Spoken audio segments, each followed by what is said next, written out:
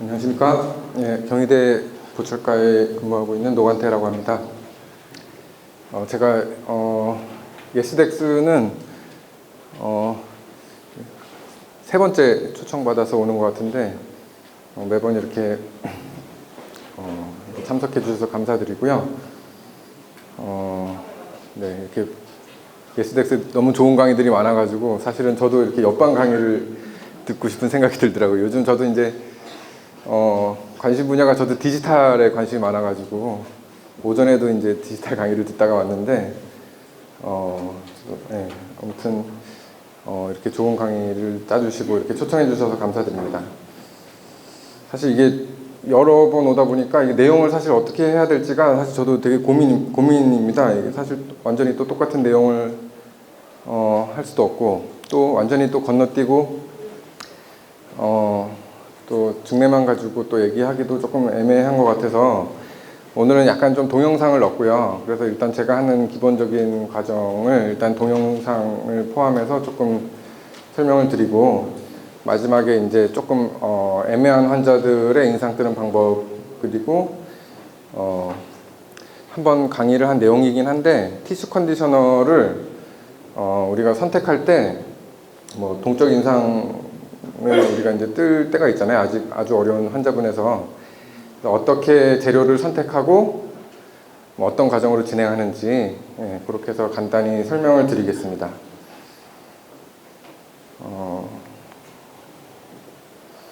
제가 시간이 이제 1시간 반으로 해서 준비했는데 조금 이제 조금 빨리 끝내야 될 것 같아서 한 10분 정도가 예상보다 조금 짧아서 제가 조금 빨리 초반에 좀 진행을 하도록 하겠습니다.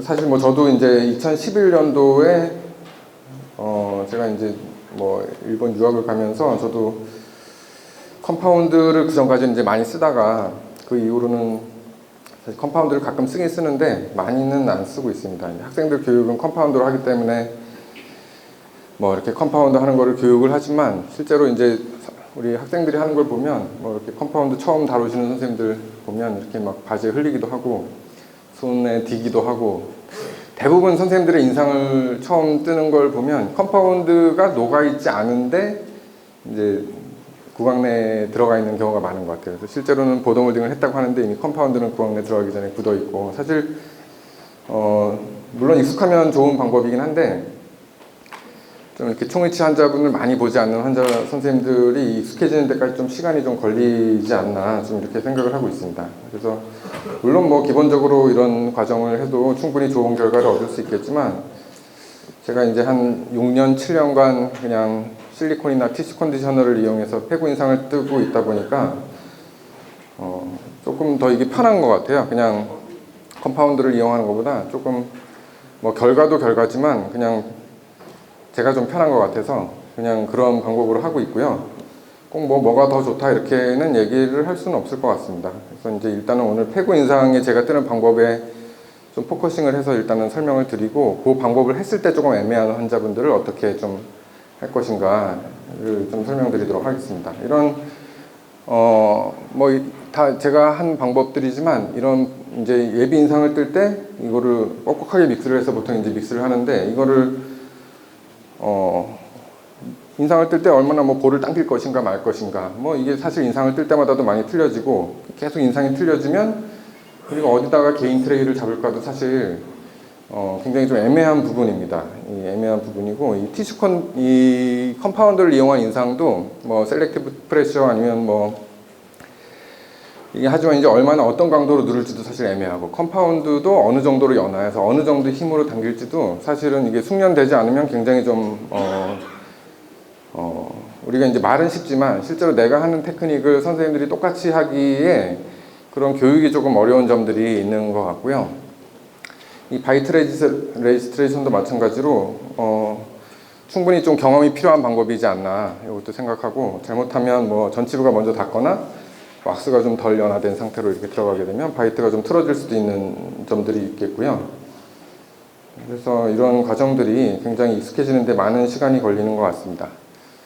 오늘 설명드릴 방법은 뭐 이미 다 알고 오셨겠지만 제가 이제 뜨는 그 예비 인상과 그다음에 환자분의 운동을 통한 최종 인상, 이런 예비 인상에서 이런 최종 인상을 얻기까지 이 과정을 좀 설명드리겠고요. 보통 이제 이렇게 뻑뻑한 알지네이트나 아니면 뭐 컴파운드를 뻑뻑하게 믹스를 해서 이제 뭐 예비 인상을 뜬다든지 뭐 퍼티를 이용해서 한번 뭐 이렇게 넓게 일단 뜨는 방법들은 기본적으로 개념은 다 비슷한 개념들입니다. 어쨌든 점막을 익스펜션 시키고 최대한 넓게 뜬 상태에서 내가 필요한 부분만을 선택해서 트레이 라인으로 설정하고, 그 다음에 환자분이 이제 뭐 근육의 움직임을 통해서 내가 또 필요한 만큼을 결정하는 그런 개념의 이제 예비 인상이고요.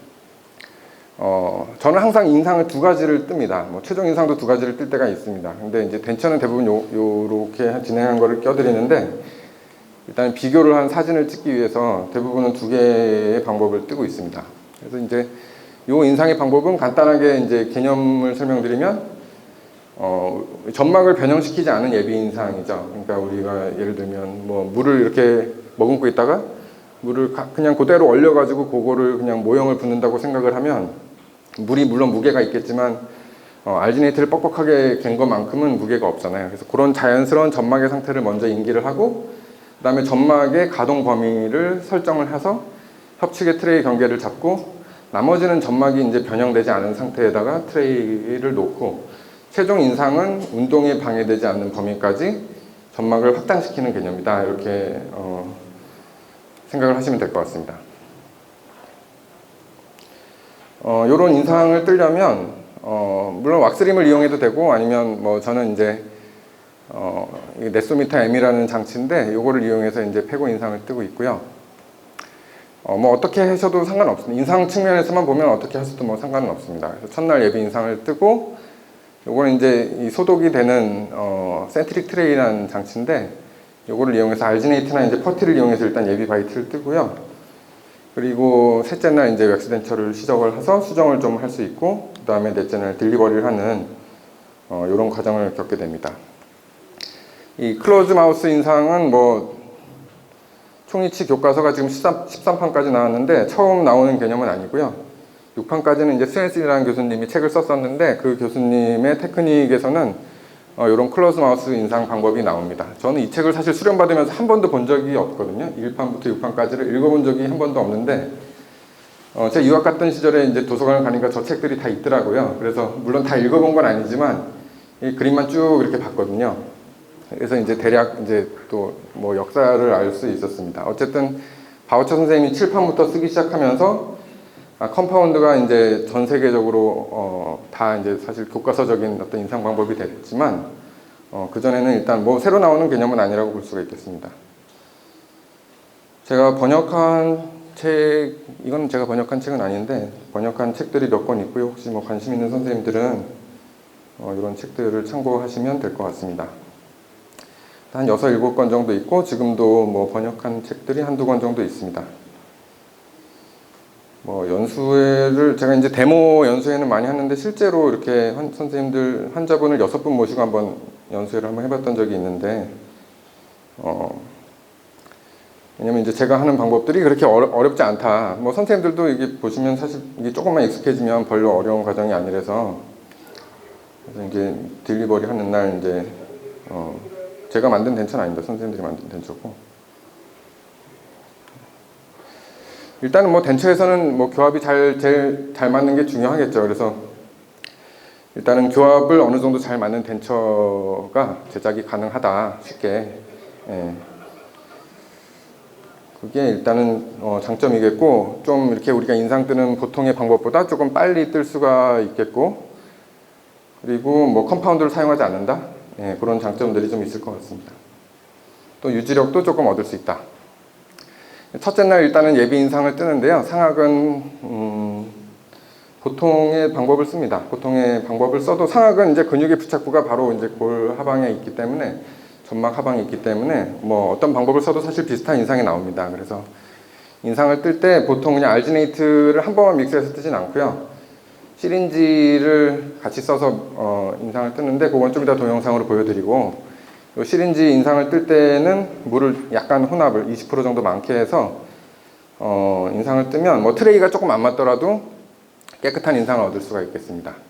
하악은 이게 이제 모리타에서 생산하는, 지금 튜닝해서 수입을 하는 것 같은데요. 이런 트레이를 써서 인상을 뜨고요. 센트릭 트레이를 이용해서 일단은 예비 바이트를 뜹니다. 이 시린지를 이용해서 인상을 뜰 때는 이 시린지는 치과용으로 나오는 것들이 있는데 굉장히 가격이 비싸고요. 그냥 약국에서 60cc 관장용 시린지를 달라고 하시면 한 500원 정도 하거든요. 그래서 물을 혼합을 해서 베스티블 쪽에 짜고, 따로 이게 보더 몰딩 과정은 하지 않고 약간 오버 익스텐션이 되도록 뜹니다. 전치부는 이제 약간 오버 익스텐션이 되도록 뜹니다. 이게 손에 동작이 들어가면 선생님들마다 인상이 다 틀려지기 때문에 일단 인상을 좀 표준화하는 데 목적이 있고, 그 인상 과정에서 일단 트레이 라인을 설정을 하도록 하고요. 저는 최대경 교수님 트레이를 쓰고 있는데, 다른 트레이를 쓰셔도 시린지를 쓰면 베스티블의 인기가 이미 시린지로 잘 돼 있기 때문에 따로 풀어놓은 부분도 잘 나오게 되고요. 일단 폐구 인상을 뜨려면 잘 적합되는 그 트레이가 중요한데, 이런 일단 깨끗한 예비 인상을 얻는 게 중요하겠습니다. 하악도 시린지를 쓰면 깨끗한 인상을 얻을 수 있습니다. 보통 선생님들이 이제 처음에 예비 인상 뜨기 어려우신 분들은 이런 시린지를 이용하면 깨끗한 인상을 얻을 수 있는데, 이 개념은 일단은 시린지를 쓰더라도 하악의 트레이에 담긴 알지네이트가 점막을 익스펜션해서 이제 뜨는 개념의 인상이고요. 이 인상보다는 이제 이런 인상을 뜨고 있습니다. 이 인상은 같은 환자분의 인상인데, 이 환자분의 인상입니다. 이 환자분의 이제 점막을 보시면, 점막이 이제 이렇게 이제 접히는 부분이 패드 쪽에 이렇게 보이고, 이제 가볍게 볼을 당기면 이제 점막에 접히는 부분이 이 부분입니다. 이 부분을 이제 보통 트레이로 설정해야지 트레이가 과연장되지 않고, 협측의 어떤 생리적인 범위 내에서 우리가 보도를 만들 수 있는데, 알지네이트를 너무 뻑뻑하게 해서 믹스를 하고 전혀 볼을 당기지 않으면 굉장히 이게 넓게 나올 수가 있습니다. 하악의 협측은 이제 외사선에 혈관이 붙어 있는데, 뻑뻑한 알지네이트가 연장을 하고 우리가 이제 볼을 당기지 않으면 이게 굉장히 길게 나올 수가 있거든요. 예를 들면 이 부분을 우리가 트레이로 설정하고 싶은데, 이 가장 깊은 부분에서 우리가 2mm 짧게 트레이를 설정한다 그러면 그것도 이미 가동 범위를 침범한 거죠. 그래서 우리가 알지네이트를 오버 익스텐션해서 뜨는 게 실제로 이런 뮤코자 중에 움직이지 않는 뮤코자를 모형만으로는 사실 관찰하기가 조금 어렵습니다. 그래서 이렇게 트레이를 설정하려면 우리가 알지네이트에다가 표시를 하시든지 아니면 그 부분이 인기가 될 수 있는 인상을 뜨시면 됩니다. 그래서 저는 이제 이런 인상을 뜨고요. 이런 인상에서는 알지네이트가 이런 접히는 부분이 이런 가동성 점막과 비가동성 점막의 경계가 알지네이트에도 인기가 되고 모형에도 인기가 되기 때문에 우리가 모형만 보고도 이 부분이 점막이 이제 가동하고 비가동성 점막의 경계구나 하는 거를 쉽게 찾을 수가 있겠습니다. 그리고 또 장점은 이 패드 쪽이 이제 변형이 적어지기 때문에 나중에 말씀드리겠지만 이 패드 쪽의 실링을 조금 더 잘 얻을 수가 있겠고요.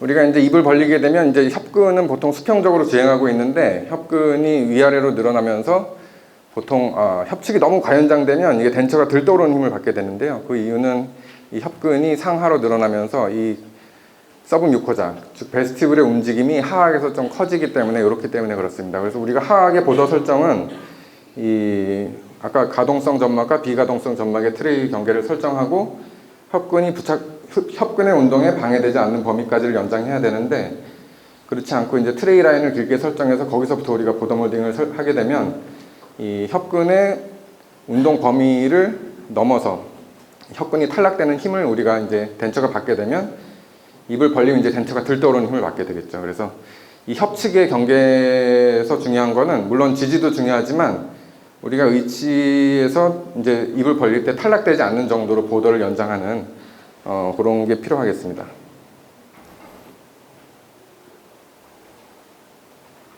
이 상악은 사실은 이제 근육 부착부가 바로 밑에 있기 때문에 사실 입을 벌리고 뜨나 입을 다물고 뜨나 사실 비슷한 경계가 나오게 되는데, 이런 해부학적 원리 때문에 그렇습니다. 이 두 가지 다른 인상을 보시면, 이 인상은 이제 오버 익스텐드 된 인상이고, 이 인상은 이제 점막이 접히는 부분이 기록된 인상인데, 이 부분이 실제로 이제 가동성 점막의 경계를 나타내는데, 이 인상에서는 이 경계를 사실 찾기가 좀 어렵죠. 그래서 이런 경계는 여기서 만약에 찾는다 그러면 아까처럼 이제 표시를 해 주셔야 될 것 같고요. 뭐 이것도 이제 다른 인상의 예라고 볼 수가 있겠습니다. 실제로 이런 패드 주변의 자연스러운 점막의 형태는 이런 식으로 생겨서 트레이 경계는 이런 부분에 가야 되는데 여기서는 이제 과연장돼 있기 때문에 이런 부분들이 잘 나타나지 않는 그런 점들이 있겠습니다. 실제로 우리가 구강 내 조직을 보면 이렇게 쭈글쭈글한 조직들이 그냥 이렇게 자연스럽게 인기가 그런 형태를 가지고 있는데, 보통 이제 트레이가 들어가고 뻑뻑한 알지네이트가 들어가면 그 부분을 이제 이게 어떻게 보면 이런 형태는 이제 변형을 시킨 그런 형태라고 볼 수 있겠고요. 이런 범위 내에서 우리가 이제 인상의 시작을 출발하고 싶으면 이런 인상을 뜨는 게 조금 더 좋겠고, 특히 또 패드 쪽을 여기를 좀 트레이를 과연장하게 되면 나중에 이 볼이 설측으로 오면서 우리가 패드 쪽을 실링해야 되는데, 나중에 내시경 사진에서 보겠지만 요런 침범된 부분들이 있으면 우리가 폐구 상태에서 점막이 이제 덮는 게 조금 방해가 되고 그 부분에 이제 실링이 조금 떨어질 수 있다고 생각을 합니다.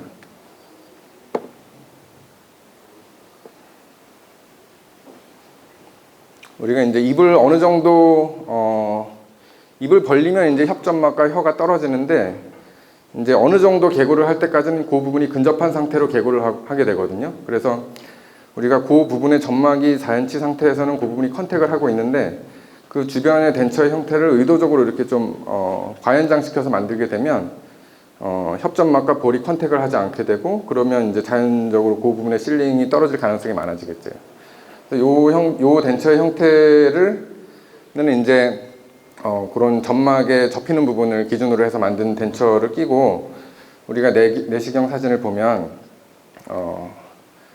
이제 폐구 상태에서는 혀랑 볼이 접촉하고 있고, 이제 물론 크게 개구를 하고 하면 이제 이쪽이 떨어지지만 어느 정도 개구를 할 때까지는 이 부분이 이제 근접한 상태를 하게 되고, 또 레트로몰라 패드를 다 덮으면 패드 쪽의 뒷부분은 우리가 입을 벌리면 변형되잖아요. 그래서 실제로 우리 바우처 선생님은 그 부분이 변형되니까 트레이를 조금 좀 짧게 만들고 우리가 입을 벌릴 때 변형되는 부분을 이제 인기하도록 말씀하셨지만, 실제로 패드를 자연스러운 패드를 덮어놨을 때 개구할 때 탈락력을 일으키는 게 아니고 오히려 더 실링 메커니즘이 좋아지게 됩니다. 이 패드 후방부는 다이렉트하게 붙어있는 근육들이 없기 때문에 입을 벌려도 그 부분이 점막이 미끄러지면서 계속 덴처랑 컨택을 하게 되고요. 제가 이 인상을 떠가지고 이제 실험을 한 가지 해봤었는데, 이 인상을 뜬 다음에 패드를 다 덮었을 때랑 뭐 3분의 1까지 덮었을 때, 2분의 1까지 덮었을 때 해가지고 이제 리텐션 테스트를 해봤었는데요. 모든 환자분에서 패드를 다 덮은 게 유지력이 좋았습니다. 그래서 패드를 다 덮었을 때가 입을 벌렸을 때 탈락력이 증가하는 게 아니고 오히려 점막의 밀착 부분 되는 게 많아지기 때문에 더 유지력이 좋아지더라 하는 거를 알 수가 있었습니다. 근데 우리가 보통 이제 이 부분에 패드를 조금 침범해가지고 점막이 접히는 부분을 침범해가지고 덴처를 이렇게 만들게 되면, 물론 이 부분에 연저직이 굉장히 많으신 분들은 실링이 되게 되겠지만 그래도 이제 폐구 상태에서도 이 부분이 접촉을 못하게 되고, 폐구 상태에서 접촉을 못하는 것도 문제지만 우리가 이제 입을 벌리면 패드의 요 옆쪽 부분부터 점막이 이제 상하로 보통 늘어나게 되는데요. 그 늘어나는 부분에 이제 덴처가 얹어져 있게 되는 거고, 그 얹어져 있는 부분이 결국은 오버보드로 작용해서 덴처가 이제 탈락되는 힘을 받을 수가 있게 되겠죠. 그래서 이 부분은 사실 서포트의 중요한 부분도 아니기 때문에 굳이 뭐 우리가 덴처를 만들 때 이 부분을 연장해서 만들 필요는 없다고 생각이 됩니다. 그래서 우리가 트레이의 경계를 잡을 때 이 협점막이 볼과 잘 컨택이 되도록 우리가 덴처를 설정하려면 트레이 라인도 이 점막이 접히는 부분에다가 자연스럽게 설정을 하고, 협측의 경계도 우리가 볼을 가볍게 당겼을 때 점막의 가동성 점막과 비가동성 점막의 경계에다가 트레이를 놓고 시작을 하고 싶은데, 우리가 예비 인상을 이제 과연장시켜서 뜨게 되면 모양이 이런 식으로 나오게 되고, 거기서 2mm 짧은 보더를 설정한다고 해도 이 접히는 부분을 침범하는 경우가 많겠죠. 그래서 우리가 이제 파란색 부분에다가 트레이 경계를 설정하고 싶지만 인상이 변형되게 되면 그 부분을 이제 알지네이트에서 찾는데 조금 어려움이 있을 수도 있겠습니다. 레트몰라 패드는 선생님 다 아시겠지만 이제 다물고 있을 때는 이런 형태를 띠고 벌리고 있을 때는 이제 이런 형태를 띠게 돼서, 우리가 개구 상태에서 인상을 띠게 되면 실제로 우리가 다물고 있는 상태에서는 그 공간에 공간이 생기게 되겠죠. 그래서 그 공간이 생기게 되면 실링도 떨어질 수 있고, 물론 그 환자분에 따라서 뭐 협측 측에 티슈가 많거나 그러면 그런 상태에서도 실링을 얻는 경우가 있지만, 그런 이제 주변의 연조직들이 좀 부족한, 양이 부족한 상태라면 가능하면 이 부분에 폐구 상태의 형태를 인지하는 게 좋겠습니다. 그래서 이제 이거는 뭐 폐구 상태, 둘 다 폐구 상태의 인상인데, 폐구 상태의 인상을 뜨더라도 이 트레이랑 알지네이트의 물기가 결국 이 형태를 또 잘 만드는데 좌우를 하는데요. 요 이제 트레이가 조금 길어서 이 부분을 좀 과연장시킬 수도 있고, 예. 그리고 주변의 연조직도 이 점막이 접히는 부분이 이 부분에서는 잘 인기가 되어 있지만, 이 부분에서는 그런 부분이 조금 다르다고 할 수 있겠습니다. 아까 말씀드린 부분이고요. 뭐 이 트레이를 쓰셔도 되고 아니면 선생님들이 가지고 계신 트레이를 좀 변형해서 쓰셔도 될 것 같고요. 이거는 그냥 뭐 개념적인 부분이고 꼭 뭐 어떤 재료를 써야 되는 개념은 아닙니다. 근데 이제 이 트레이가 이제 일단은 물기가 쉽게 돼 있는 게 조금 뜨기 편한 점들은 있습니다. 알지네이트를 믹스할 때는 뭐 선생님들마다 쓰는 알지네이트는 틀리겠지만, 저는 이제 GC의 아로마파인이라는 인상제를 사용하는데요. 한 컵을 이제 알지네이트가 한 컵이 8.4g이거든요. 근데 보통 이제 알지네이트를 봉지에 까서 이렇게 담고 한 컵을 풀면 보통 9.5g 정도 됩니다. 이게 알지네이트가 처음에 포장될 때 꽉 응축이 되어 있기 때문에, 응축이 된 상태에서 알지네이트를 통에다 넣고 흔들면 보통 부피가 10% 정도 증가하거든요. 그래서 만약에 선생님들이 계량을 그람수로 안 재고 컵으로 담으려고 하시면 가능하면 통에 담고 좀 흔들어 가지고 이렇게 해서 살살 담으셔야지 8.4g과 비슷하게 되고요. 그냥 이렇게 담으시면 보통 한 9.5g, 10g 이렇게 됩니다. 그럼 굉장히 이제 혼수비를 늘려도 뻑뻑한 상태가 될 수 있겠고,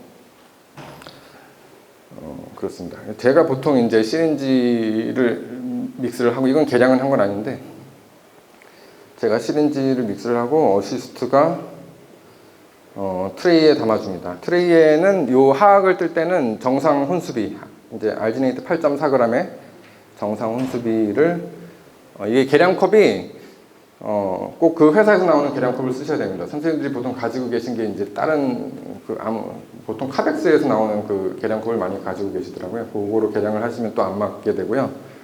그 알지네이트에서 나오는 계량컵들이 있거든요. 그래서 그런 거를 쓰셔서 하시면 되겠고요. 하악의 베스티블에 레트로몰라 패드부터 패드까지 쭉 짜주시고, 그 다음에 이제 이 트레이는 보통 전치부를 먼저 위치시킵니다.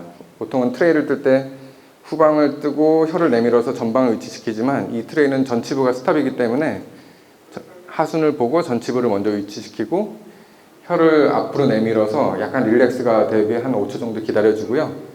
그 다음에 뒷부분에 혀가 릴렉스 된 상태를 확인하고 뒤에를 살짝 눌러서 가볍게 폐구를 시키면 예비 인상이 쉽게 얻어지게 됩니다. 이 상태에서 협점막이 움직이는 경계를 찾기 위해서 이 외사선 부분에 협근이 붙어 있기 때문에 그 부분을 마사지 해주시면 됩니다.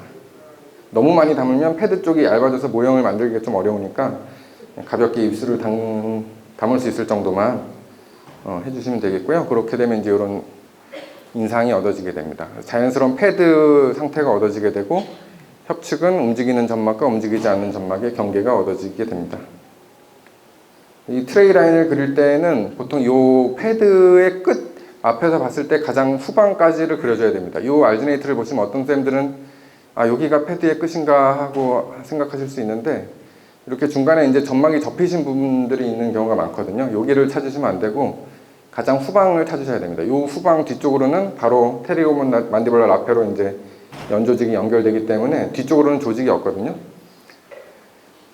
요렇게 해서 패드를 더 덮으면 패드에 상처가 생기는 일이 없습니다. 선생님들이 뭐 패드를 다 덮었더니 이제 상처가 생기더라 하는 경우는 보통 요 인상을 뜨지 않고 그냥 이제 뻑뻑한 알지네이트로 예비 인상을 떠서 패드를 과연장시켜서 거기서 트레이를 다 덮으면 그건 대부분 이제 패드가 길게 되죠. 그러면 상처가 생길 수 있는데, 요렇게 해서 패드를 찾아서 인상을 뜨면 그쪽이 상처가 생기는 일이 저는 거의 없는 것 같아요. 패드를 잘라본 일이 한 번도 없습니다, 아직까지.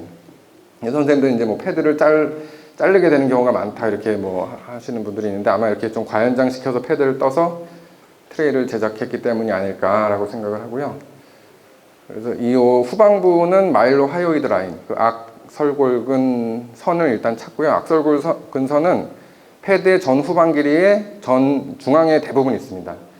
그 후방 경계가 약간 튀어나온 부분이고 알지네이트에서는 약간 들어간 부분인데, 그 경계를 찾고 전방부는 하악골이 끝나는 부분이 약간 튀어나와 있거든요. 그 부분이 리치가 좋은 환자분에서는 보통 보더보다 1mm 짧은 경우에 있고요. 리치가 없는 분들은 거의 베스티블 근처에 그 라인이 있거든요. 그 라인을 찾으셔가지고 하악 전방부에 트레이 라인을 설정하시면 되고요.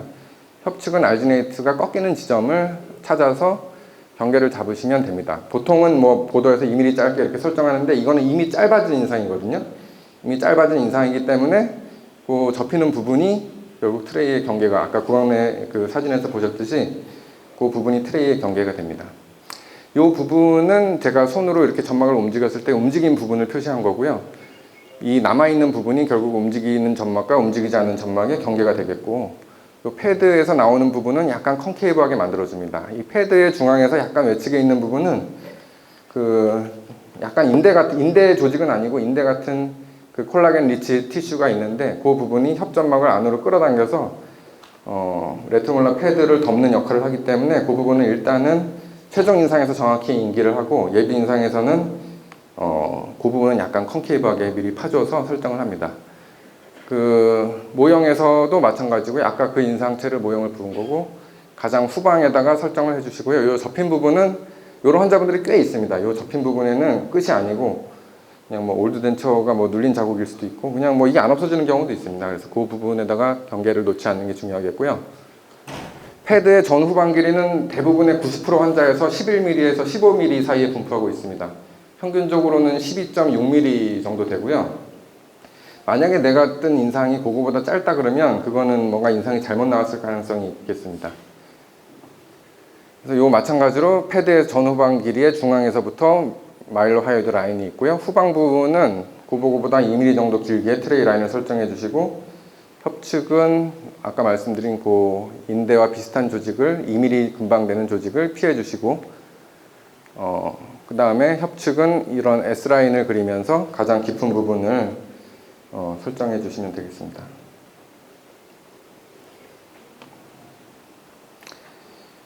그리고 이제 폐구 인상형 트레이를 만들려면 첫날 바이트를 떠야 되는데요. 이 센트릭 트레이를 이용하면 바이트를 쉽게 뜰 수가 있습니다. 이 퍼티는 조금 비싸니까 알지네이트를 물을 20% 정도 혼수비를 줄여서 쓰면 약간 퍼티 같은 성질이 되거든요. 그래서 그렇게 뜨셔도 되고, 뭐 퍼티를 쓰셔도 되고 그렇습니다. 이게 이제 소독이 되기 때문에 뭐 우리 임시 의치를 만들 때나 그냥 대략적인 아비트라리 바이트를 뜰 때도 유용하게 좀 이용할 수가 있는 기구겠고요. 버티컬 디멘전은 선생님들 다 잘 아시고 나름 이렇게 설정하는 방법이 있으시겠지만, 저는 개구 상태에서 일단 폐구 상태로 넘어올 때 가볍게 입술이 터치할 때를 기준으로 한 3mm 정도를 빼는 안정이 방법하고 안면 계측 방법, 그 다음에 바람을 가볍게 불었을 때 보통 3, 4mm 공간이 생기는데, 그런 점들을 다 참고를 해서 일단은 예비 버티컬 디멘전을 잡고요. 나머지 최종적인 버티컬 디멘전은 트레이싱을 하면서 다시 잡고 있습니다. 그래서 이제 뭐 안정이를 될 땐 다 아시겠지만 환자분을 앉혀서 재셔야 되고, 누워서 재면 당연히 버티컬 디멘전이 잘못 나오게 될 거고, 가볍게 바람을 불었을 때가 보통 한 3mm 정도 그거보다 짧은 상태가 일단 아비트라리 버티컬 디멘전이 되겠죠. 그거보다 일단은 윌리스 분석도 같이 해봐서 그게 너무 하안모가 길지 않은지도 같이 이제 보고, 잘못되지 않았나도 같이 한번 판단을 해보고요. 한 가지 방법보다는 좀 여러 가지 방법을 혼합해서 일단 뭐 잡으면 되겠습니다. 안모도 뭐 관찰할 수가 있겠고요. 플라비검이 있거나 뭐 그런 경우에는 이런 알지네이트를 이용해서 뜨는 게 조금 더 마운팅이 잘 되고, 그렇지 않으면 대부분 저 퍼티로도 마운팅이 잘 됩니다. 생각보다 굉장히 잘 됩니다. 이게 안 될 것 같은데 잘 됩니다. 폐구 인상을 그냥 뭐 선생님들이 뭐 이런 장치를 안 달 때는 교합기를 쓰지 않으셔도 되고, 그냥 이런 뭐 왁스림이 달린 트레이를 딱딱이 교합기에 그냥 만들어서 인상을 뜨셔도 됩니다. 근데 이제 보통과 다르게 혀를 내미는 동작이 중간에 있기 때문에 또 전치부가 컨택할 이유가 전혀 없거든요. 구치부에 균등한 압력을 주는 게 폐구 인상의 목표이기 때문에 전치부가 굳이 터치할 이유가 없어서 이런 부분은 하악을 약간 오픈해주고 구치부만 컨택되도록 만들고, 최종적인 인상을 뜨기 전에 교합은 다시 구황 내에서 하악만 살짝 연화를 해서 태핑을 시켜서 교합을 먼저 체크를 하고 그 다음에 인상에 들어가게 됩니다. 버티컬 디멘전도 뭐 필요하면 조금 조정을 할 수가 있겠고요. 트레이의 두께가 중요한데, 이 부분을 오늘 자세히 설명드릴 그거는 없는데, 지금 일단 이 부분에 서브링구얼 스페이스를 잘 실링하는 게 목적인데, 서브링구얼 스페이스 공간이 보통 4-5mm 정도 되고요. 서브링구얼 티슈와 이 덴처가 잘 접촉해야지 혀가 약간 뒤로 후퇴된 상태에서도 리텐션이 좀 생길 수 있기 때문에 하악 의치의 설측 전방부의 두께를 약간 늘려줍니다. 그래서 보통 어떤 선생님들은 3.5mm, 4mm 이렇게 얘기하시는 선생님들도 있는데, 저는 3mm 정도로 대략 해줘서 일단 트레이의 두께를 맞춰주고요. 기본적으로는 하악 설축 트레이의 두께는 3mm로 이렇게 맞춰서 제작을 하고 있습니다. 협측도 마찬가지고 순축도 약간 두께를 주시는 게 좋고, 이거를 굉장히 트레이를 얇게 만들면 미니 덴처가 나오는 경우가 많아서요. 트레이 두께를 약간 한 2mm 정도로 좀 협측도 주고, 패드 주변부는 한 1mm 정도로 보통 설정을 해주고요. 요 왁스는 뭐냐면 이제 요 부분까지 길이는 파란색이지만 요 빨간색까지 이제 트레이를 접기 위해서 요 부분에 받침을 준 거예요. 트레이를 실제로 요 파란색 길이에 빨간색의 두께를 주기 위해서 우리가 이제 접을 때 이렇게 표시를 해 놓은 거고요. 그리고 마일로이드 라인 하방 쪽은 이게 혀를 내민 상태의 인상이 아니기 때문에 요 라인 하방의 각도가 나중에 인상에서 바뀌게 됩니다. 그래서 이 부분은 언더컷이 아니더라도 반드시 좀 릴리프를 좀 0.5mm 정도는 좀 해주셔야 되고요. 요 인상을 뜨게 되면 서브링구얼 스페이스가 보통 이제 기록이 되는데, 요 형태를 가지고 있습니다. 요 형태대로 우리가 두께를 3mm 정도로 만들어 주고요. 협측은 요건 좀 얇은데 요거보다 약간 두껍게 그렇게 제작을 해주면 후방부는 약간 얇고 전방부는 두꺼운 인상이 보통 떠지게 되고요. 보통 총이치 인상에서의 명확한 S라인은 잘 안 나타납니다. 왜냐하면 S라인 커브가 나타나려면 균일한 두께에서 이런 식으로 1차, 2차, 3차 커브를 가지게 되는데, 보통 후방부가 얇고 전치부가 두껍게 되면 역 S의 커브를 가지든지 아니면 스트레이트한 모양의 보통 링구알의 형태를 가지게 되고, 협측은 협측 운동을 통해서 결정을 됐기 때문에 혀근에 방해되지 않는 범위까지가 연장된 보도라고 볼 수가 있겠고요. 대부분 외사선까지는 연장이 되기 때문에 외사선을 넘어서 있는 협측의 보도는 사실은 지지에 도움이 안 되거든요. 모형에서는 커 보이지만 실제 밑에 골 조직이 없기 때문에 외사선까지는 대부분 연장이 됩니다. 요 부분은 이제 서브링구얼 티슈를 위해서, 접촉을 위해서도 중요하지만 요 부분이 두껍게 되면 하방으로도 약간 연장이 되는데, 우리가 해부학 사진을 보면 요 마일로하이드 머슬이 있고요. 요 머슬이 부착부가 프리마일로하이드 포사를 지나면서 하방으로 이렇게 뚝 떨어지면서 요 부분에는 서브링구얼 글랜드가 위치하고 있습니다. 그래서 요 베스티불에서 근육의 부착부가 굉장히 좀 거리가 있어서 혀 운동을 방해하지 않는 범위 내에서 요 부위는 해부학적으로 약간 연장을 할 수 있는 부위입니다. 이 부분이 연장이 되게 되면 혀가 후퇴된 상태에서도 요 연조직에 덴처가 잠겨 있을 가능성이 커지게 되겠죠. 최근 연구를 보면 이제 일본에서 연구를 한 거긴 하지만 혀가 후퇴된 환자분들이 예전 라이트라는 선생님이 연구를 했을 때는 25% 환자분들이 후퇴를 한다고 했는데, 노인 환자분에서는 60-70% 정도가 후퇴라고 보시면 될 것 같습니다. 그래서 항상 이게 고쳐지지 않는 경우도 많이 있거든요. 그래서 후퇴가 돼 있다고 생각을 하고 우리가 그 부분에서 어떻게 실링을 좀 얻을 수 있을까를 고민을 해야 될 것 같습니다. 협측의 트레이를 만들 때는 이 부분의 두께를 조금 줘야지 재료를 홀딩하고 점막을 익스펜션 할 수가 있고요. 저 부분을 굉장히 날카롭게 만들게 되면 덴처가, 미니 덴처가 나오고 인공치 배열도 어렵고 여러 가지로 안 좋습니다.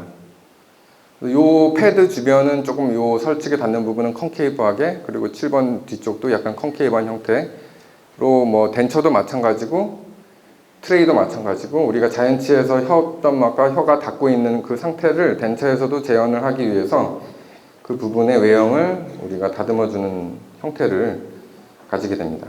두 번째 날은 이제 트레이가 완성이 되고요. 트레이는 하악은 기본적으로 릴리프를 하지 않고 아까 말씀드린 부분, 언더컷 부분하고 마일로하이드 리치 하방 그 부분, 상악은 이제 전방부는 약간 릴리프를 해주고 후방부는 릴리프를 하지 않습니다. 우리가 피체커를 했을 때 이제 전방부가 강하게 닿는 부분이 있으면 살짝 조정을 미리 해줄 수 있겠고요.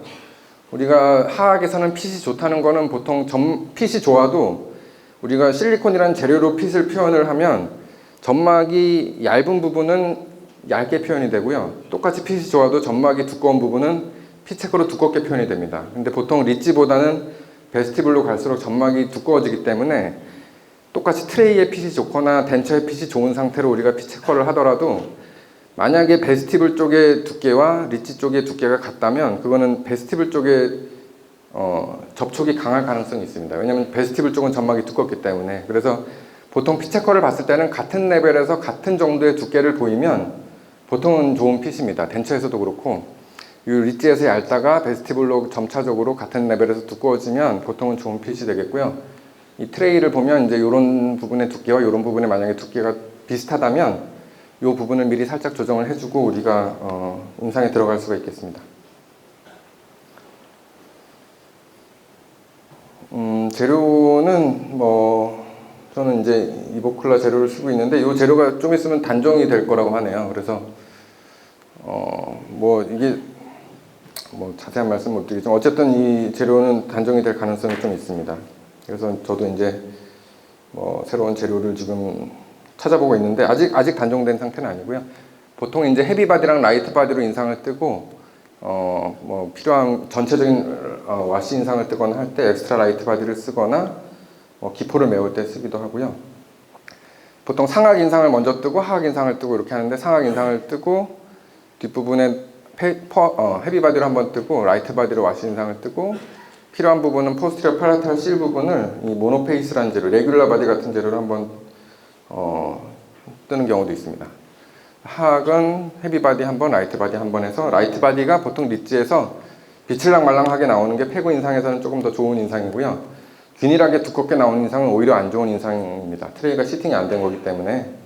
그래서 보통 베스티블을 짜주고 릴리프가 된 부분에 스탑 역할을 하기 위해서 헤비 바디를 한번 짜주고요. 뭐 이런 식으로 약간 굵은 팁을 끼고 워킹 타임이 이제 2분 30초짜리가 있고 1분 30초짜리가 있고 그렇습니다.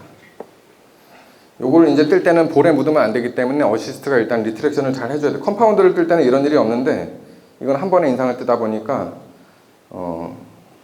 일단 리트랙션 처음에 늘 때 좀 잘 해줘야 되고요. 제일 페고 인상에서 중요한 거는 릴라이닝도 마찬가지인데 시팅입니다. 우리가 보통 덴처나 트레이를 넣자마자 환자분 보고 담으려고 하면 대부분 변형이 많이 돼요. 삐뚤어지고.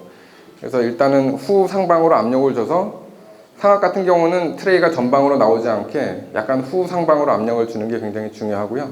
상악은 사실 오픈 인상으로 떠도 상관이 없습니다. 그래서 턱을 좌우로 왔다 갔다 하는 운동을 통해서 코로노이드 프로세스를 인기하고 턱을 전방으로 운동을 통해서 인터널 테리고이드 머슬 에어리어가 그 뒷부분에 있는데 그 부분을 인기하고 입을 크게 벌렸을 때 라페 부분을 인기하고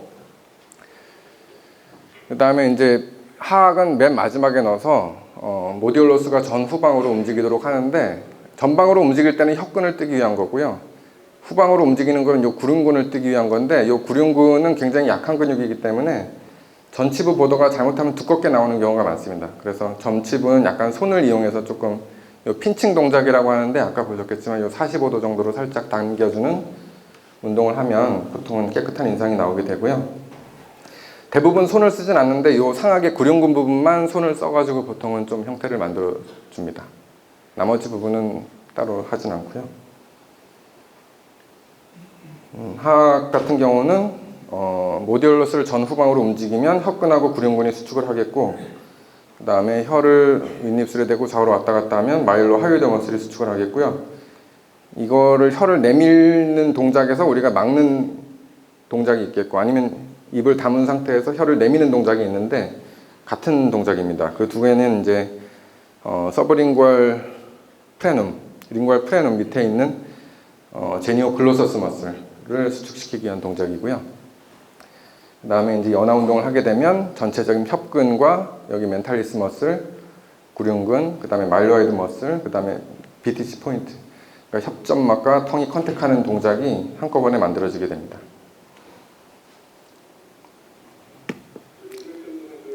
하악에서도 마찬가지로 이제 트레이를 넣을 때 제일 중요한 거는 트레이 시팅이고요.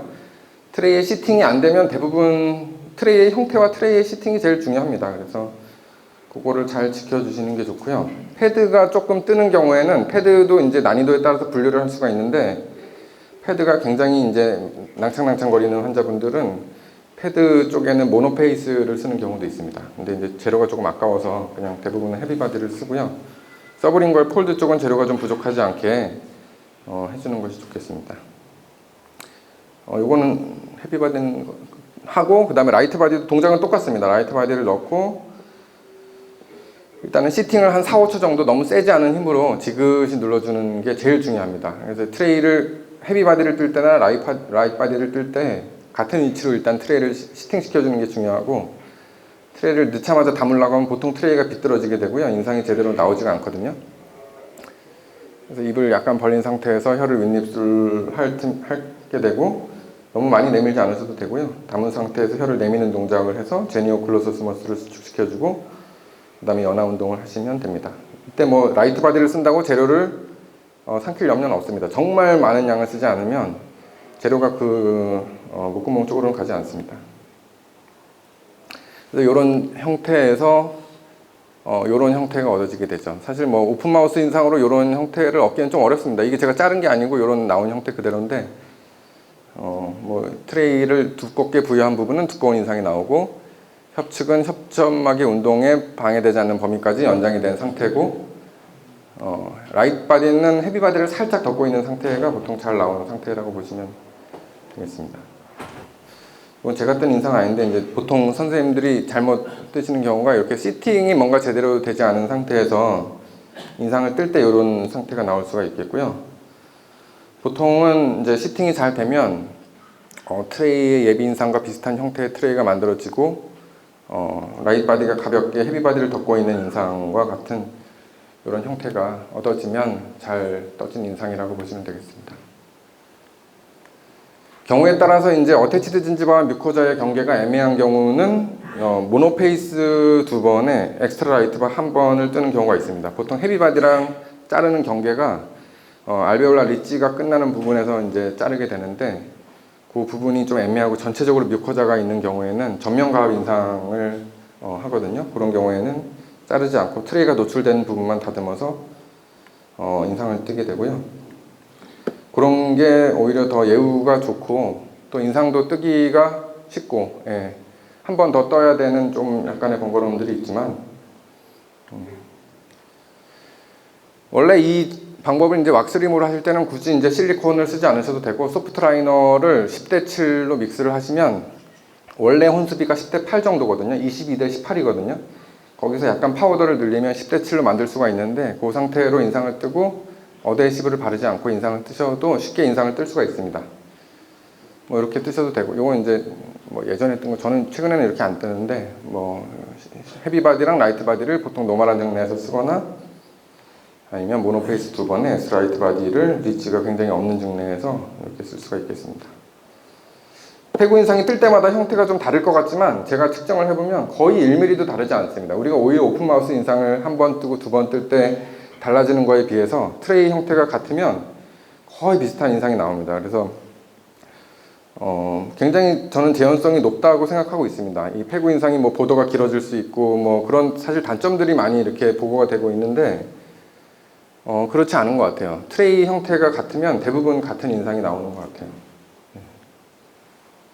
근데 이 인상의 개념이 보통은 점막을 익스펜션하지 않는 개념이기 때문에, 보통 요런 구강내를 봤을 때 점막이 여기서 접히면 여기가 그냥 그대로 나옵니다. 예비 인상에서 보통 익스펜션해서 보도가 나오지만, 요 인상에서는 점막이 접히는 부분이 나오기 때문에, 점막에 샬로우한 라비알 베스티블을 갖고 있는 분들은 이 부위가 굉장히 얇아질 수가 있고, 클래스 1 환자분들 인상을 떴을 때 클래스 2처럼 보일 수가 있어요. 그래서 하악의 인공치를 배열하기가 어렵다, 클래스 2네 이럴 수가 있는데, 실제로 그렇진 않고 이 부분을 연장을 하면 클래스 1처럼 다시 모형이 보이게 됩니다. 그 이유는 이 부분을 우리가 보통은 이제 인상을 뜨면 이 부분이 연장되면서 나오는데, 이 부분에 접히는 부분이 인상이 되기 때문에, 이렇게 좁은 상태에서 출발을 하게 되면 최종 인상도 좀 짧아지는 경향이 있기 때문에, 이런 환자분들은 약간 이 부분을 헤비바디나 퍼티를 조금만 믹스해서 우리가 그냥 컴파운드 보드 몰딩 하듯이 그 부분을 조금 연장을 해주고, 그 다음에 이제 와시 인상에 들어가면 그 부분이 이제 나중에 덴처를 만들 때 컨케이브한 프로파일도 만들 수 있고, 하악 전치부에 보통 적절한 각도도 얻을 수가 있겠습니다. 그래서 아까 말씀드린 대로 설측은 3mm 정도, 협측은 2mm 정도의 곤봉 모양의 두께, 패드의 주변은 한 1mm 정도의 두께를 가지도록 인상을 만들어 주시고, 저 부위가 너무 좁은 경우라면 미리 연장을 조금 시켜주고 인상에 들어가는 거죠. 물론 과연장 시키는 건 아니고요. 그냥 우리가 컴파운드 보드 몰딩 하듯이 저쪽을 연장을, 아래로 내려가는 거는 멘탈리스 머슬이 있기 때문에 이 부분이 불리한데, 수평적으로 연장을 해주는 것은 오히려 더 리텐션에 유리하게 됩니다. 저 부분에 하악 전치 하방에 컨케이브한 프로파일을 만들어 줄 수가 있기 때문에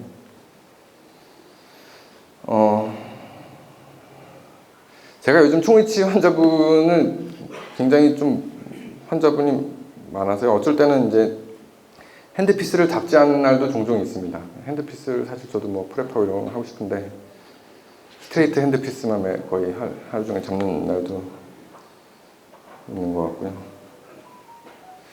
오늘 교합 얘기는 사실 이제 이 무치약 환자분들의 교합은 조금 우리 건강한 유치약 환자분들의 교합과는 조금 틀린 것 같습니다. 최근에 그 고령 70세 넘은 사체를 연구한 논문이 있는데요.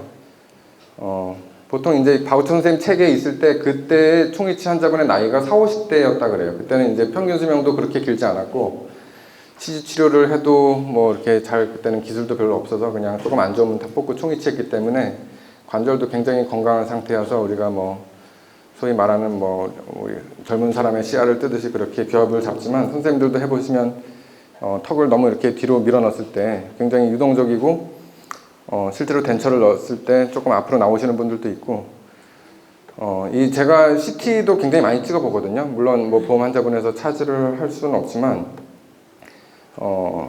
굉장히 앞으로 빠져 있는 분들도 많고, 글레노이드 포사가 이제 변형되어 있는 분들도 많고, 그런 분들이 실제 사체 연구에서 70% 이상이라고 합니다. 정상적인 악관절을 가진 분들이 30% 정도고, 젊은 사람 환자분들의 악관절하고는 조금 더 다르게 우리가 봐야 되지 않을까 라고 생각을 합니다. 이게 도쿄 치과대학의 그 요시노부 이데 선생이 쓴 논문인데, 어쨌든 다 이런 경우는 아니겠지만, 굉장히 이제 글레노이드 포사도 마모돼 있고, 관절도 플래티닝 돼 있고, 그런 상태의 관절이 많다고 보고가 되고 있고, 이런 환자분들을 뭔가 우리가 힘을 줘가지고 시야를 체득한다 그러면 실제 이 자연스러운 머슬이 잡고 있는 과도에 안정된 상태보다 조금 이렇게 뒤로 밀리기도 쉽고 상방으로 밀리기도 쉬운 상태가 될 것 같고요. 그래서 이런 분들은 어쨌든 근육의 긴장을 최대한 풀어주고, 저는 패스트 태핑으로 가능한 이게 안정된 교합 상태를 계속 이렇게 보고 교합을 잡으려고 하고 있습니다. 이 노인 환자분들에서 트레이싱은 젊은 환자분들하고 굉장히 다르게 나옵니다. 저도 요거를 150분 정도를 통계를 낸 게 있는데, 이거는 제 통계는 아닙니다. 이거는 이제 사이토 선생이라고 그 선생님이 통계를 낸 건데, 태핑이 일치하는 환자분들이 이제 13%밖에 없다고 보고를 하는데, 제가 통계를 내보면 요 1mm 안에 들어오는 분들이 한 60%, 70%는 되는 것 같아요. 근데 이것도 사실 트레이싱을 어떻게 얼마나 오래 하고 우리가 이제 그렇게 하느냐에 따라서도 좀 틀리겠고, 어쨌든 젊은 환자분들은 대부분 에이펙스 근방에 있지만, 어르신분들은 이게 굉장히 이제 좀 태핑이 앞에 나와 있는 분들도 있고, 제가 스플린트 같은 치료 위치를 써서 그분들의 교합을 계속 관찰을 해도 이게 에이펙스로 이제 가지 않는 경우도 많이 있는 것 같습니다. 저도 사실 요즘 디지털에 관심이 많아가지고 트레이를 만드는데 선생님들이 굉장히 좀 번거로워 하시고, 이게 또 기공료도 이게 조금 그렇고 해서 요즘 이제 알지네이트를 스캔해서 그냥 요 소프트웨어는 메시믹서라는 소프트웨어인데 요거로 트레이를 디자인합니다. 그냥 이제 모든 케이스를 이렇게 하는 건 아니지만 요거로 트레이 디자인 하는데 상하 한 20분 정도면 되고, 프린팅 해주세요 이렇게 하면 그냥 폐구 인상용 트레이를 마운팅 하지 않고 쉽게 만들 수가 있거든요. 그래서 요거를 할 때 따로 덴탈 캐드가 필요하지도 않고, 그냥 이런 무료 캐드 소프트웨어로도 그냥 쉽게 할 수가 있습니다. 조금 처음에 이제 덴탈캐드보다는 익숙해지는데 조금 시간이 걸리는데요. 조금만 익숙해지면 뭐 금방 이것도 뭐 가능합니다. 이렇게 해서 이제 여기다가 이제 트레이만 연결해서 여기다가 그냥 딸깍 꽂으면 됩니다. 그냥. 그렇게 해서 이렇게 해서 그냥 프린팅 해가지고 쓸 수도 있겠고요.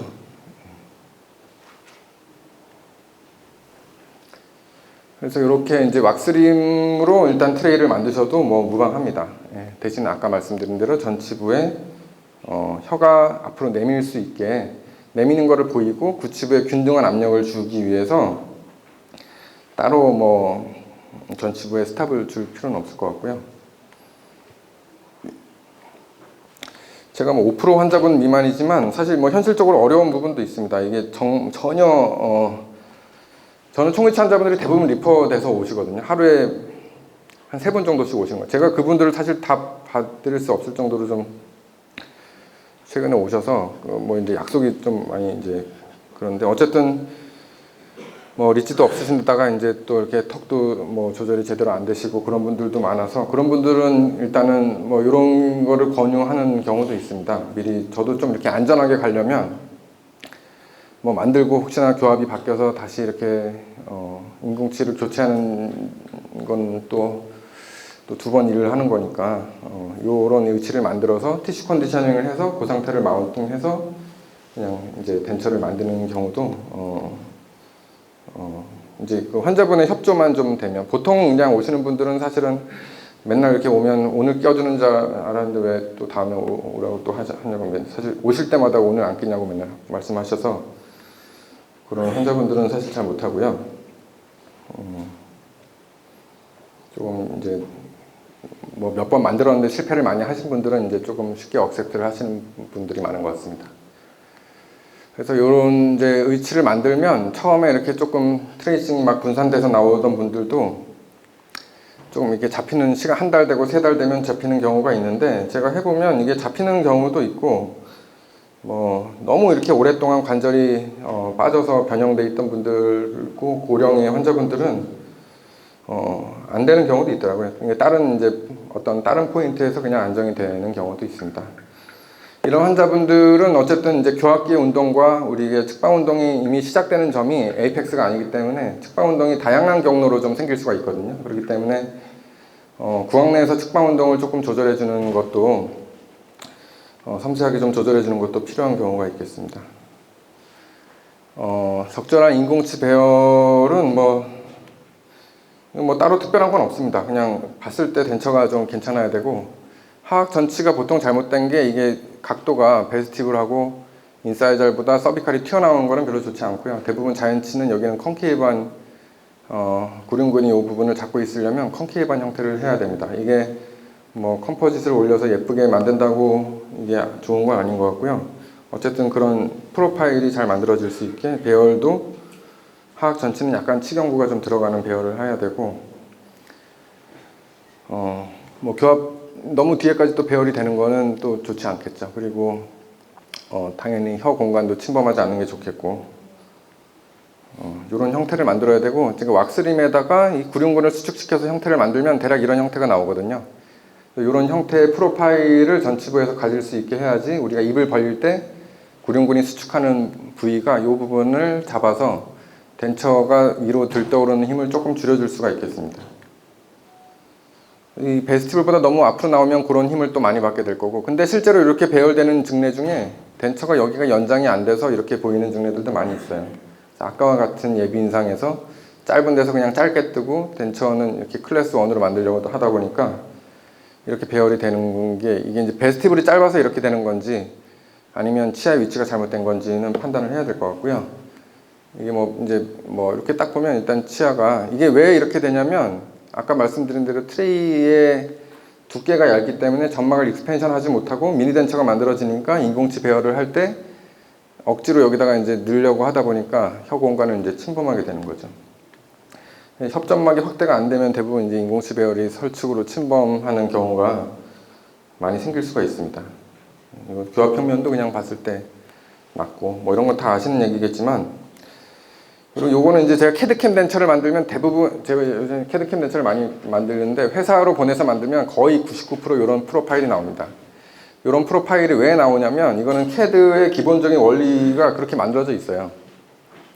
제가 이제 이런 소프트웨어도 지금 하나 뭐 이렇게 좀 만들려고 하고 있는데, 이게 이제 일정한 두께로 검을 쌓아서 이거를 핸드 작업하는 게 굉장히 시간이 오래 걸리다 보니까 여기가 굉장히 콘케이브해지고, 실제로 이 컨벡스한 부분에 실링을 깨뜨릴 수가 있습니다. 음식물도 낄 수가 있겠고, 우리가 이게 인상을 뜨면 연마면의 형태도 얻어지는데 박싱을 이렇게 길게 해서 하면 사실은 좀 뭐 그 모형이 깨질 수도 있고 사실 작업도 어렵고, 할 수 있으면 인상체를 다시 꼽아서 뭐 퍼티나 석고로 코어를 떠서 이 부분의 두께를 사실 좀 보존해 주는 게 좋습니다. 이 부분이 바로 컨케이브하게 오는 게 아니고 컨벡스하게 오다가 이 부분은 실링을 해주고 이 부분이 컨케이브한 거고, 또 하악 전체 이 부분이 컨케이브한 건데, 대부분은 보도에서 바로 컨케이브한 형태를 만드는 경우도 좀 많은 것 같습니다. 설측도 연마면이 바로 모든 면이 컨케이브 하진 않고 설하 주름부에 잠기는 부분은 스트레이트하게 그 부분을 받치고 있어야 되고요. 이 부분은 혀가 닿는 부분이 아니고 혀가 있는 부분에서의 컨케이브한 형태를 만들어주는 게 중요하겠습니다. 이런 형태를 가지면 될 것 같고요. 또 하나는 이제 중압 수축의 문제인데, 제가 한국에 있는 모든 중압 시스템을 다 이제 실제 인상체, 모형, 그 다음에 덴처를 스캔해서 비교를 해보고 있습니다. 뭐 사실 어느 정도 결과는 나왔는데, 대부분의 중압 수축 방향은 제품은 틀리지만 대략 비슷합니다. 선생님들 이제 상악을 중압 수축을 하면 팔레이트가 뜬다고 생각들을 많이 하시는데, 실제로 팔레이트는 변형이 별로 없습니다. 대부분의 수축은 인젝션 타입을 이용하던 어떤 시스템을 이용하던 이 방향에서 옵니다. 하악 구치부의 협측이 좁아지는 방향으로 수축이 되고요.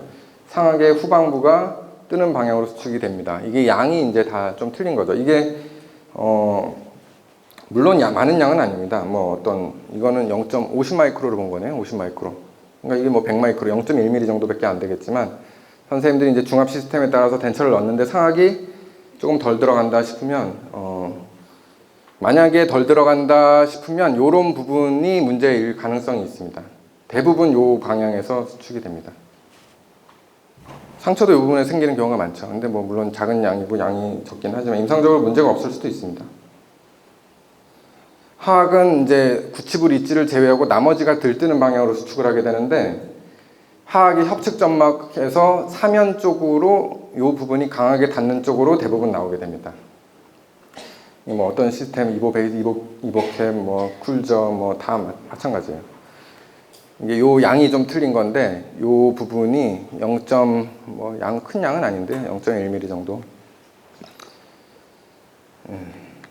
그런 것들을 또 뭐 선생님들이 이런 부분도 체크를 할 필요가 있겠습니다. 제가 뭐 최근에 캐드캠 덴처에 관심이 많는 것도, 이게 뭐 이런 점막의 적합성 문제도 있지만 그냥 뭐 재밌어서 그냥 하는 것도 있는데요. 이런 부분들이 이제 당연히 밀링으로 하면 뭐 이렇게 나오게 되더라고요. 요거는 제가 무료 소프트웨어로만 덴처를 만든 겁니다. 우리 덴탈 캐드 아니고 무료 소프트웨어, 매시맥스라는 소프트웨어로만 덴처를 만든 거거든요. 근데 이게 뭐 앞으로 이제 이런 쪽으로 좀 갈 가능성이 많을 것 같아요. 밀링 시간만 좀 짧아지면, 지금 1시간 반 정도 걸리는데 조금 더 짧아질 수도 있을 것 같고, 치아를 붙이고, 그러니까 베이스 밀링하고 치아 붙이고 같이 통째로 다시 밀어버립니다. 그러면 밀링하면서 교합 조정도 같이 되거든요. 그럼 내가 바이트 한 오차가 교합면에서도 100 마이크로 오차가 안 생기거든요. 뭐 이런 것도 이제 뭐 테스트를 하고 있고요. 이 환자분은 제가 인상을 떴는데 뭐 저라고 뭐 매번 잘 되는 것도 아니고, 이제 덴처가 입만 벌리면 들떠 올라 있는 거죠. 덴처가 들떠 오르는 힘은 대부분 하악 순축의 여기 구륜근이 수축한 힘에 의해서 이게 들뜰 수도 있고, 협근에 의해서 들뜰 수도 있습니다. 입을 벌릴 때 협근이 위아래로 늘어나는 힘에 의해서도 이 덴처가 들떠오를 수가 있고요. 덴처가 실링이 안 되는 것하고 덴처가 입만 벌리면 들떠오르는 것하고 좀 다른 얘기거든요. 근데 이제 입만 벌리면 들떠올라 있는 거죠. 지금은 이제 이런 텅 포지션도 되게 좋거든요, 이 환자분이. 그래서 이제 협측에 뭔가 과연장이 됐다고 보는 거죠. 그래서 제가 이제 이럴 때 쓰는 방법은 입을 일단 벌린 상태에서 구륜근을 배제하고 한번 개구를 시켜봤을 때 입이 들떠오르지 않으면 협근의 문제라고 생각을 하고, 협근을 의도적으로 좀 강하게 수축을 시킵니다. 이거 손으로 일단 운동을 시키는데, 손으로 외사선을 이제 터치를 하면서 상방으로 힘을 좀 줘서 개구 상태에서 이 라이트 바디를 굳힙니다. 라이트 바디를 굳히면 이 부분의 연마면 두께라든지 보더의 길이도 조금 이제 입을 벌렸을 때 과연장 되는 부분도 조금 찾을 수가 있습니다. 그래서 이런 부분들을 조절을 해주고, 후방부의 형태도 이제 패드가 다 덮고 있다는 전제 조건 하에서 좀 이 부분을 조절을 해주고, 외형을 다듬어 준 상태입니다. 그래서 이 상태는 뭐 릴라이닝을 따로 한 건 아니고 그냥 덴처의 외형만 다듬어 준 거거든요. 덴처의 외형만 다듬어 주면 이렇게 되는 경우도 있겠습니다.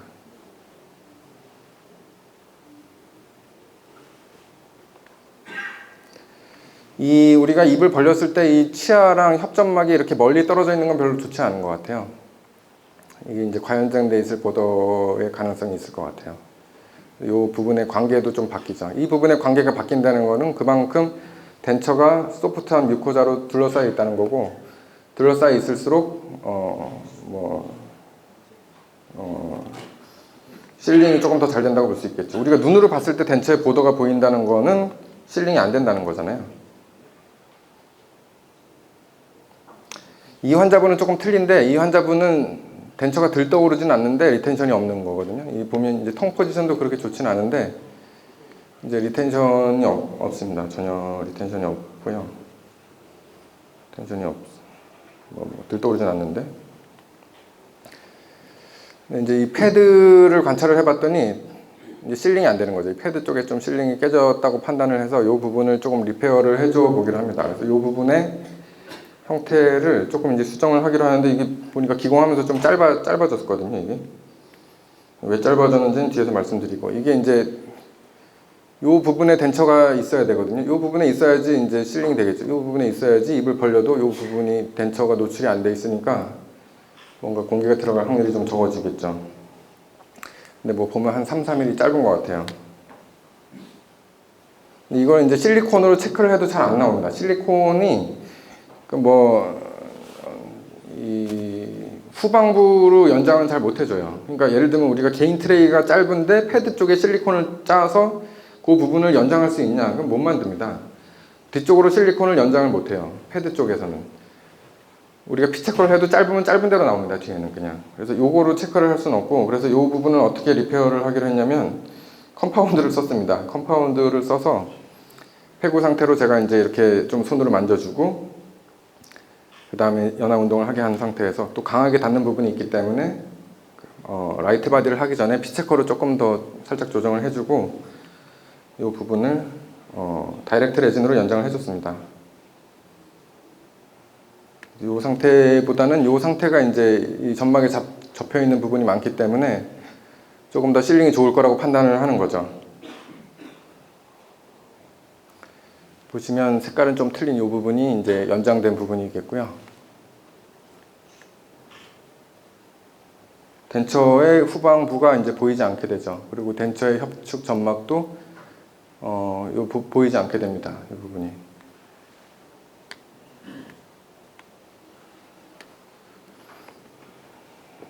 그래서 이제 뭐 릴라이닝 하지 않고 양쪽의 패드 부분만 이제 리페어를 해준 상태고요. 그 상태에서 이제 이렇게 될 수도 있겠습니다. 다른 부분들의 실링 메커니즘이 다 좋으면 뭐 이런 식으로 될 수도 있겠고요. 이 패드는 요것도 이제 제 기공사 선생님이 여기까지를 트레이를 만든 거예요. 제가 이제 뭐 그냥 하다 보니까 그냥 이렇게 이제 넘어간 것 같은데, 여기까지 만드니까 실리콘으로 연장이 안 되고 여기까지 나온 거죠. 그냥 인상이 여기까지 나왔는데, 이제 덴처를 넣어보면서 입안에서 딱 보니까 거기가 이제 짧은 거죠. 그래서 짧은 상태를 이제 연장을 한 거예요. 레트롤러 패드의 사이즈는 이제 11mm부터 아까 말씀드린 대로 15mm 정도에 대부분 분포하고 있고요. 12점 몇 mm 정도 되고요. 이 전방에서 알지네이트 인상을 뜨면 가장 후방까지의 트레이를 설정하시면 됩니다. 그냥 여기가 이 이후로는 조직이 없어요. 바로 이 하미라 나치 쪽으로 꺾이는 지점이 있습니다.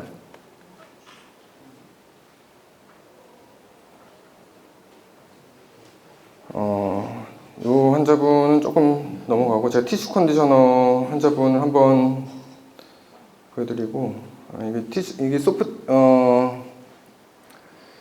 플라비검이 뭐 심한 환자분은 아닌데요. 플라비검 환자분들은 이게 베스티블이 어쨌든 전방부가 얇게 나오면 대부분 실패하는 것 같아요.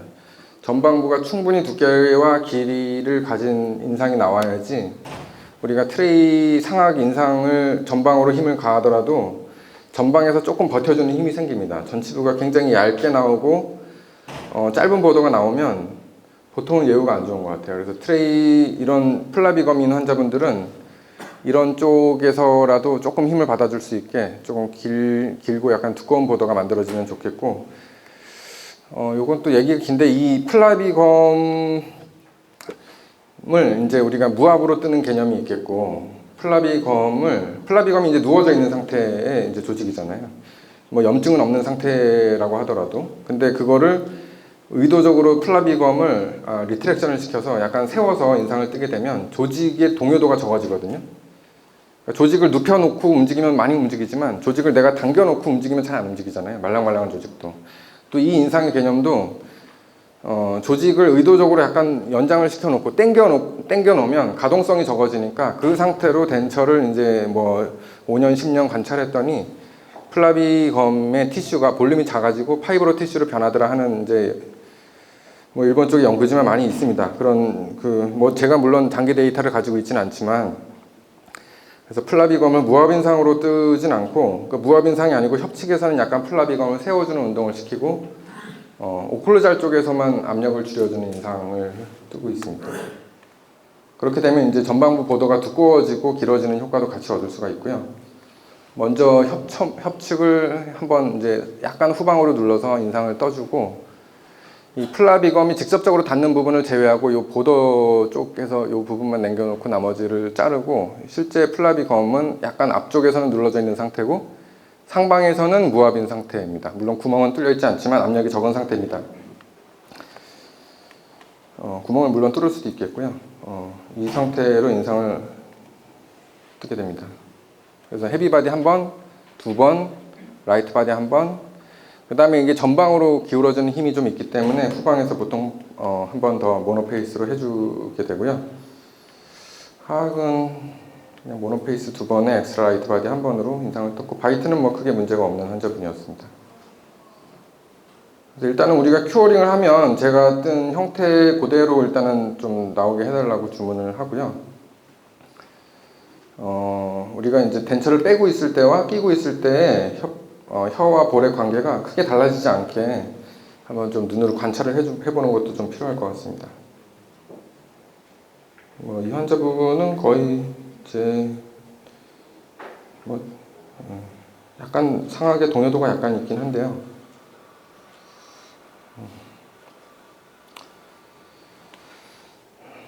잘 쓰고 계십니다. 거의 한 번도 조절을 안 한 것 같아요, 이 환자분은. 제 친구 아버님인데 멀리서 오셨는데 1년 뒤에 이제 이렇게 돼서 오셨더라고요. 앞니로 맨날 골뱅이를 까드셔가지고, 그래서 인공치마 리페어를 해서 한 3년 정도 되신 것 같고요. 이제 환자분에 따라서 굉장히 이제 악관절의 상태도 안 좋고,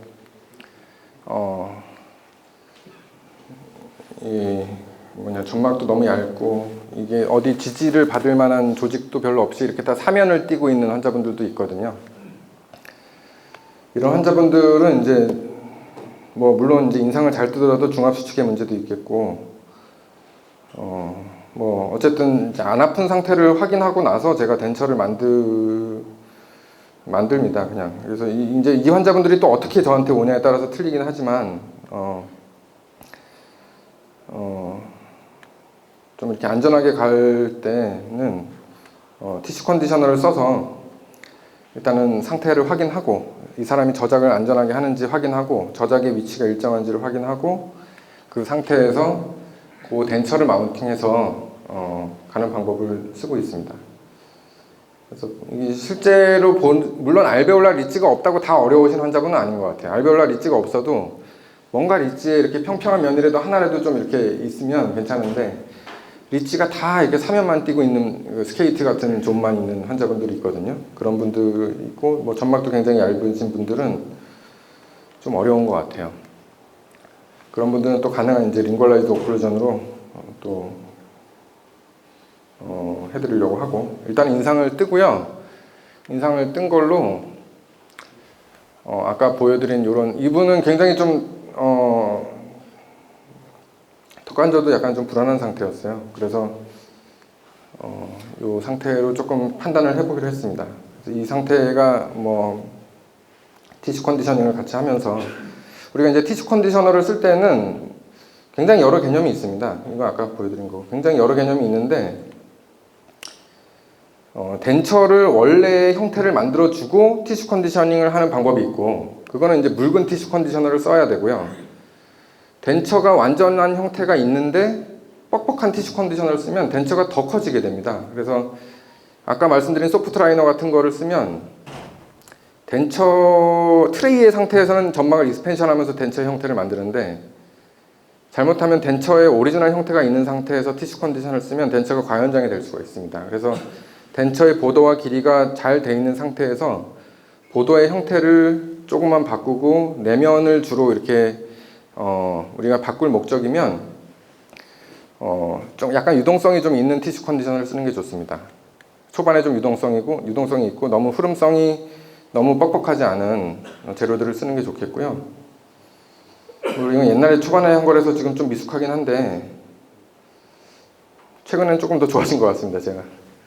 근데 이 겔화 시간이란 게 있어요. 이게 이제 우리 실리콘에서의 세팅 시간하고는 조금 다른 개념이고, 유동성이 70% 정도 떨어지는 시간. 그러니까 보통 이게 우리 임상적으로 보면 티슈 컨디셔너를 넣고 나서 이거를 칼로 자를 수 있는 시간 정도로 보면 돼요. 우리가 칼로 자를 수 있는 시간 정도가 보통 겔화 시간이라 그래요. 유동성이 이제 어느 정도 떨어지는 시간인데, 유동성이 짧은 재료일수록 보통은 이제 겔화되고 나서도 유동성이 없고 좀 작업 시간도 짧고 좀 뻑뻑하고 그런 성질을 가지고 있고, 뭐 비스코겔 써보신 선생님들은 아시겠지만 이게 굉장히 이제 겔화되는데도 좀 10분 이상 걸리고, 그리고 겔화되고 나서도 형태 변화도 좀 많이 하고 이런 성질을 가지고 있거든요. 근데 이런 재료마다 사실 목적이 좀 틀리거든요.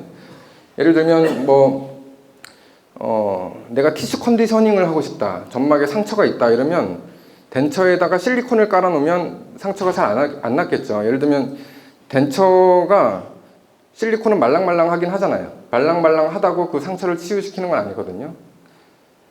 예를 들면 이게 뭐 형태 변화도 스스로 하면서 자기도 스스로 이제 점성이라 그러죠. 우리가 찰흙 같은 성질을 가지고 있는 성질이 보통은 티슈 컨디셔닝을 하는 목적에 적절하고, 우리가 이 단순히 덴처의 버티컬 디멘전을 유지하고 단순히 재료의 소프트한 성질만 가지고 싶다 하는 게 보통 소프트 릴라이닝 메털이에요. 그거랑 가장 비슷한 재료가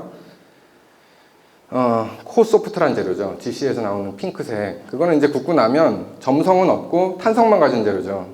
그냥 단순히 통증 완화를 하고 버티컬 디멘전을 유지하고 최종 위치가 들어갈 때까지 형태를 보존하는 그런 역할을 하는 재료들입니다. 그래서 내가 이 점막을 형태를 변화시키면서 하루를 인상을 뜨고 싶다 할 때 쓰는 재료와, 내가 예를 들면 왁스 덴처에다가 내가 형태도 다 가진 왁스 덴처에다가 내가 티슈 컨디셔너를 적용하고 그날 내가 이 덴처를 모형을 붓고 싶다 할 때는 쓰는 재료가 틀려야 됩니다. 왜냐면 우리가 예를 들면 선생님들이 코 컴포트를 왁스 덴처에 쓴다 하면 이게 틀린 방법이에요. 왜냐면 코 컴포트는 이 유동성이 하루 이상 가야지 모형을 부을 수 있어요. 모형을 부을 수 있다는 얘기는 얘가 모형을 부을 때 얘가 유동성이 떨어져 있어야 된다는 얘기예요. 그러니까 초반에는 유동성이 있지만 석고를 불 때는 석고의 무게에 의해서 변형되지 않는 성질을 갖고 있어야 된다는 얘기거든요.